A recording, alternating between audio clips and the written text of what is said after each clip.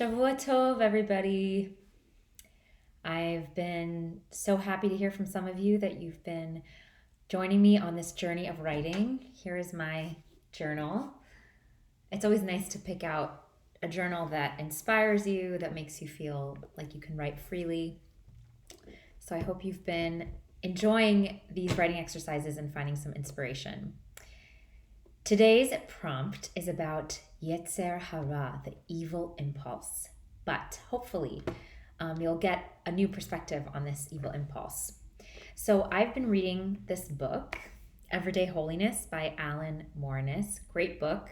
Highly recommended. It's an introduction to Musar. And I know many of you have been studying Musar with Rabbi Kamras. In case you haven't yet, which you should, highly recommend that as well. In very simple terms, Musar is a set of instructions for how to realize our highest spiritual potential. It's a way to cultivate our personal inner traits and develop ourselves spiritually. And this is a map for our inner life. It's been developed over 1,000 years by our sages, and we have so much wisdom to draw from. So this is a great introduction to that.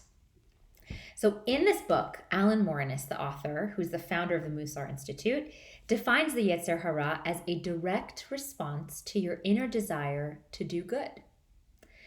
So when you try to become spiritually elevated and try to do good, this Yetzer Hara is an inner resistance that arises from the shadows.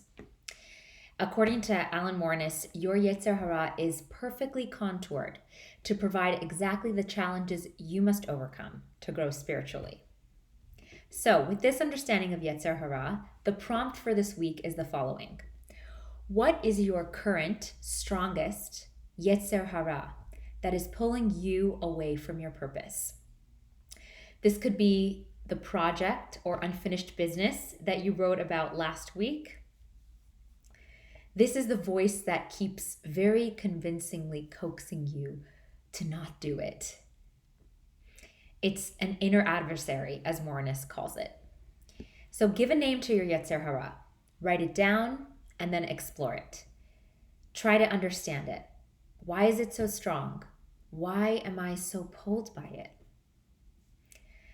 Remember that the goal, according to many of our sages, is not to destroy our Yetzer Hara, but rather to master it and even channel it to help us.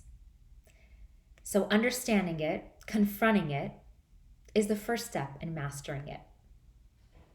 I look forward to hearing about how your entries are going. Until next time.